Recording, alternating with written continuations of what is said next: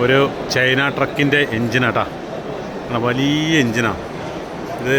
ഇതാണോ ഈ എൻജിൻ്റെ മേലെ തന്നെ എൻജിൻ്റെ കൺട്രോൾ മൊഡ്യൂള്, അതുപോലെ വാക്കം പമ്പ്, പിന്നെ അതുപോലെ ഫിൽട്ടർ സെറ്റ്, ഡീസൽ പമ്പ്, അതുപോലെ എന്താ പറയുക ഡൈനാമ്, നല്ല എന്താ പറയുക ഓട്ടോ ക്ലച്ചുള്ള ഫാന് ഇപ്പുറത്തുണ്ട് കേട്ടോ. അതുപോലെ ഒരു എൻജിൻ.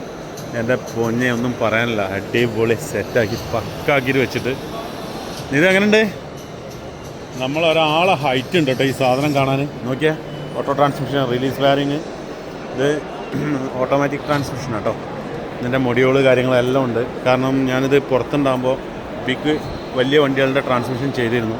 ഇതൊരു ട്രാൻസ്മിഷനും എഞ്ചിനൊക്കെ ഉണ്ടാക്കുന്ന ഒരു കമ്പനിയുടെയാണ്. നോക്കിയാൽ കൂളർ എല്ലാം ടു സെഡ് നല്ല ഭംഗിയുണ്ട് കാണാൻ. ടർബൊക്കെ നോക്കി എന്തൊരു വലുപ്പമാണ്, അടിപൊളിയല്ലേ, നല്ല ഭംഗിയുണ്ട് അല്ലേ.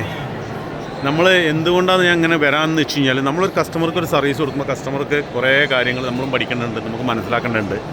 ഇത് നോക്കി ഇതിൻ്റെയൊക്കെ പമ്പുണ്ടല്ലോ, ഒരു എഞ്ചിൻ്റെ വലിപ്പമുണ്ട്, നമ്മളൊരു കാറിൻ്റെ എഞ്ചിൻ്റെ വലിപ്പമുണ്ട്. ഈ വീഡിയോയിൽ കാണുമ്പോൾ നമുക്ക് അങ്ങനെ മനസ്സിലാവില്ല.